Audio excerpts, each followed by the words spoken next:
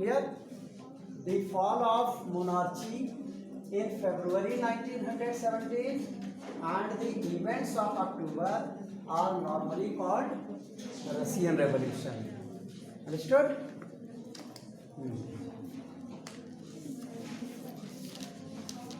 Those students who have learned, just raise your hand. Anyone who gets learned.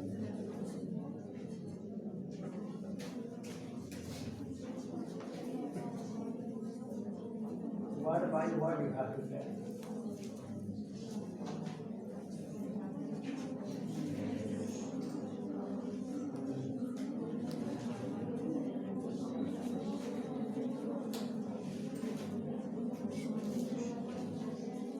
Tell. Without looking on board. Look outside. Then. The fall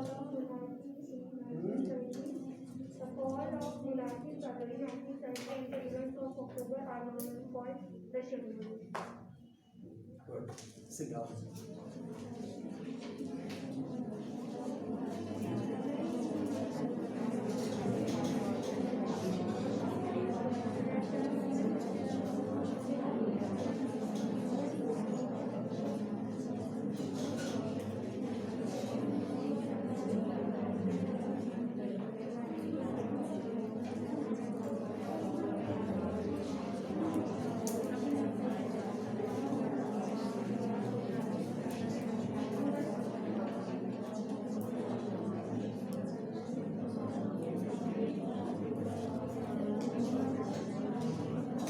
Just look on fan handle. The fall of monarchy in February 1917. The events of October are normally called Russian Revolution. Very good. And the events of good. Very good. Shabash. Two students have learned. Fall of monarchy in February 1917 and all events of October are normally called Russian Revolution. Yes, Priyansi. Then the fall of monarchy in February 1917 and the events of October are normally called Russian Revolution. Very good. Sit down. Any more student? Yes. Tell. The fall of monarchy in February 1970 and the events of October are normally called Russian Revolution. Very good. Sit down. और कौन सुनाएगा? Who will tell the answer?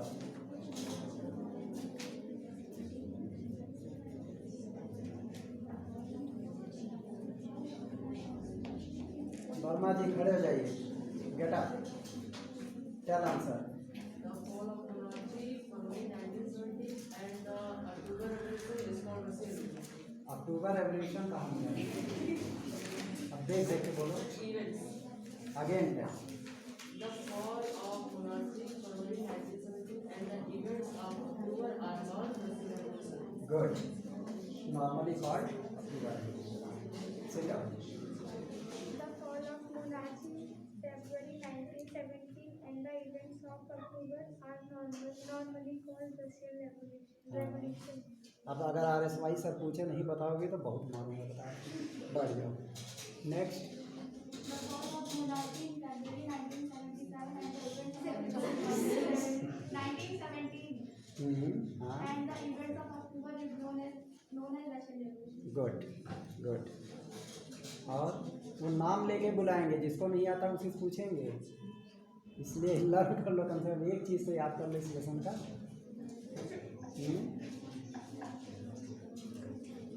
That boy in classes, stand up.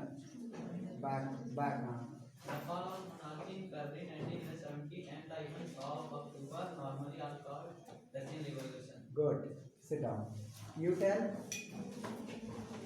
The fall of monarchy from 1917 and the events of October are normally called Russian Revolution. Very good. हाँ, वर्मा जी, stand up. बोलो. The fall of monarchy of October are called Russian Revolution. Good. You? The fall of monarchy in February 1917 and the event of October are normally called Russian Revolution. Next. The fall of monarchy in February 1917 and the event of October normally is called Russian Revolution. Good. Next. The fall of monarchy in February 1917 and the event of October are normally called Russian Revolution. Very good. You?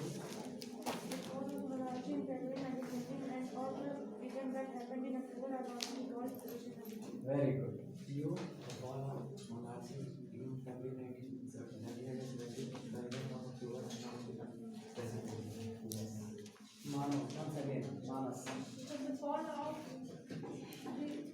monarchy in February 1917 and the all events in October are normally called Russian Revolution. Good. Ashwin. The fall of monarchy in February 1917 and the all events of the Russian are normally known as Russian Revolution. Correct. Next. The fall of monarchy in February 1917 and all events of October are normally known as Russian Revolution. Good. The fall of monarchy in February 1917 and the events of October are normally called Russian Revolution. Very good. Here, you. What are you doing? You are sitting on first bench and you are doing illegal work. Stand up. The fall of monarchy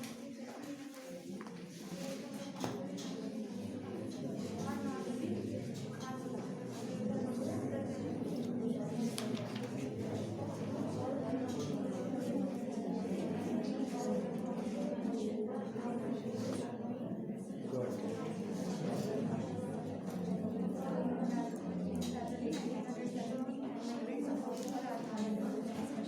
Very good.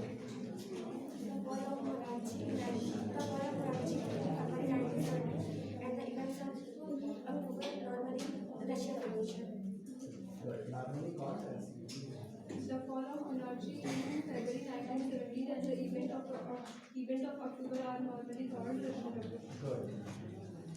The fall of monarchy in February 1917 and the all events of October normally called as Russian Revolution. The fall of monarchy in February 1917 Very good.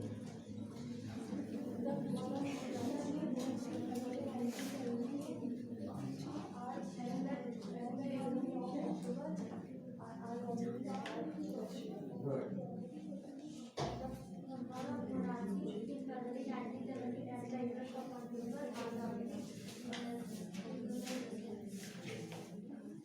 आपने यहाँ से भी बनाई?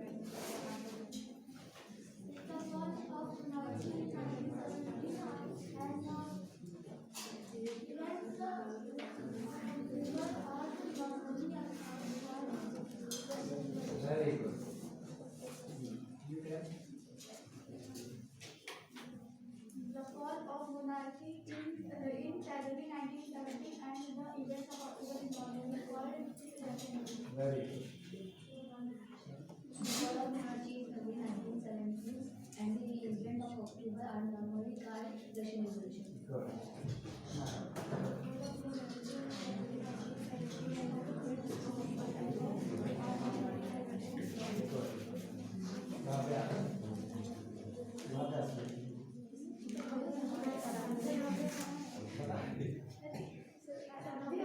Sorry,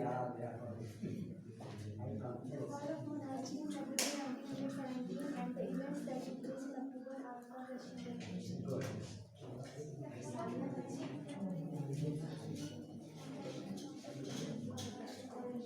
Very good.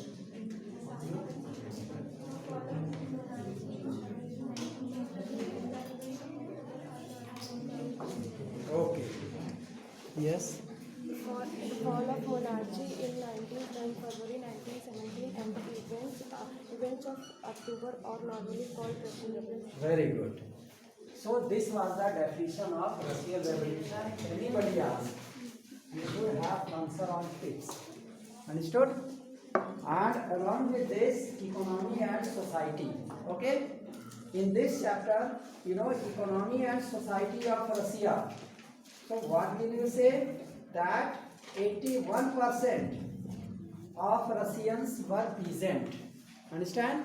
Means in Russia there were maximum people, they had to do peasant activity. They were peasants. 85% of the Russian population, they earned their living from agriculture. Clear? 85%. Only 15% of this population that were involved in industrial activity. Understood? And they had, special, you can say, activities in factories. Especially industry was found in pockets, that is industrial area, St. Petersburg and Moscow. Only two places were there where industries were there. Understand? And industries were the property of the Russian government. Understand? So here most industries was private property of industrialists. Clear? And only government supervised large factories to ensure minimum wages. Understood? And limited working hours. Right? So here workers were a divided social group. In Russia, what were there? Workers were divided social groups. Understood? And some had strong links with the villages from they came. Some workers, they had strong relationship with their villages. Clear? It was the life of workers. It was Russian society. Workers were divided by skill. In Russia, workers were divided by skill. The workers who were metal workers of St. Petersburg, they were known as noble worker, isn't it? They were known as noble workers. Clear? So here you have got, they had to work from 10 or 12 hours, isn't it? And a metal workers, their occupation demanded more training and skill. Metal workers' occupation, it required more training and skill. That's why these people considered themselves as noble worker, because they were very skilled people. Clear? So you can say that economy of Russia, it was totally dependent on agriculture. Right? 85% people were involved in agricultural activity, and rest of the people were dependent on industrial activity. This was economy of Russia. Okay? So here, despite divisions, workers did unite to strike work.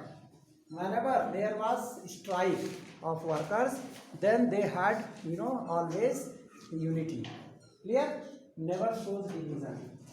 But while working, they were divided as noble workers and inferior workers. Clear?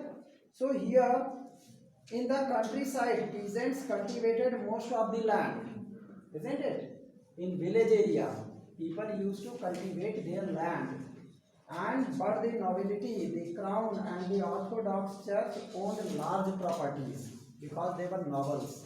Clear? So the heads of church, they had occupied large portion of land. Understood?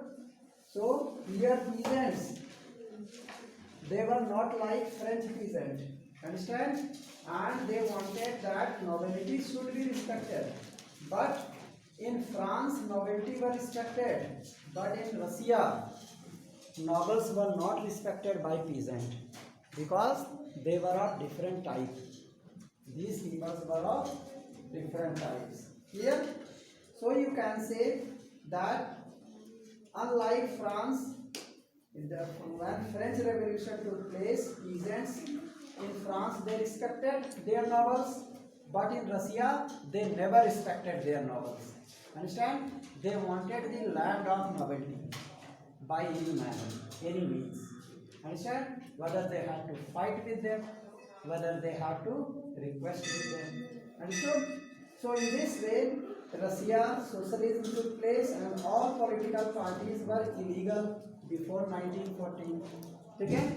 So how socialism came in Russia? The Russian Social Democratic Workers Party, right? Russian Social Democratic Workers Party. It was founded in 1898. Understood?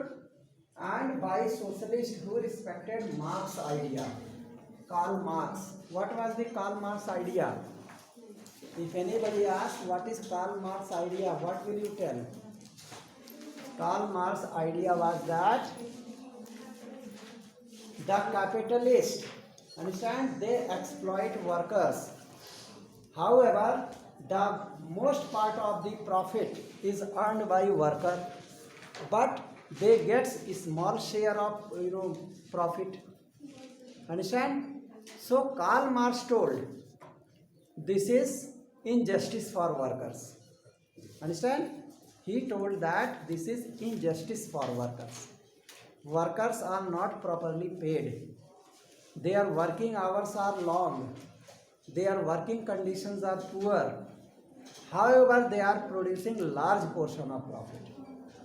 Means they are producing 1000 meter cloth per day, and this production is done by workers. But workers are not, given proper, you can say, feedback. Means they are not given proper wages. So this is illegal. This is injustice. Understand? That's why the people thought, means Karl Marx told, you should strike. You should, make a strike against these industrialists and ask for your right. Understand? The whole profit should be distributed among people. Karl Marx told that whole profit produced by industry or factory, it should be distributed equally among the people, whether they are workers or they are manager or they are clerk. Profit should be equally distributed. This was Marx's idea. Understand? That was known as socialism. Understand? So in this manner you can say that Russian society was totally divided. Means you can say the government policy, it had to operate as an illegal organization. Before 1917, every type of political organizations were banned. Understand? And they had no proper, you can say, means they were not allowed. Any political parties were not allowed in Russia before 1917. Clear? So you can say here, this party struggled for peasants' rights and demand. Russian Democratic Party, it struggled for people's demand, people's needs, isn't it? People's demand मतलब लोगों की जो जरूरतें थी, उनकी जो मांगे थी, ठीक है? And needs, उनकी जरूरतों के लिए लड़ाई करती थी ये party. Understood? And this party struggled the peasants' rights. Clear? So social democrats disagreed with socialist revolutionaries. एक social democrats थे, एक socialist revolutionaries थे. Both were different people. Understood? Social democrats disagreed with socialist revolutionaries about peasants. किसानों के मामले में disagree हो गए. ठीक है? Why? Because because Lenin felt that peasants were not one united group. Lenin क्या सोचता था कि peasants के अंदर यूनियन नहीं है. They are not united group. Understand? And workers have united group. Workers बड़े आराम से स्ट्राइक कर देते थे, लेकिन peasants स्ट्राइक नहीं कर पाते थे. ठीक है? किसान लोग जो है वो स्ट्राइक नहीं कर पाते थे, और वर्कर्स एक बार में स्ट्राइक कर देते थे जरूरत पड़ने पर. तो लेनिन ने क्या सोचा कि पीजेंट्स जो है एक यूनाइटेड ग्रुप नहीं है, इसके पीछे हम अपना टाइम क्यों बर्बाद करें. ठीक है? We will talk about workers. Workers they can act, they have capacity to become united. एक साथ स्ट्राइक कर सकते हैं. अभी कोई भी पार्टी आज तक नहीं बनी जो किसानों का स्ट्राइक करवा दे. कोई किसान स्ट्राइक किया आज तक इंडिया में? कोई नहीं करता स्ट्राइक, क्योंकि यहाँ पे क्या है, because all peasants, they have their private property. Nobody wants to stop their private property, isn't it? Right? But in industries, factories, government offices, people are working. This is government's property. That's why it is happening. Okay.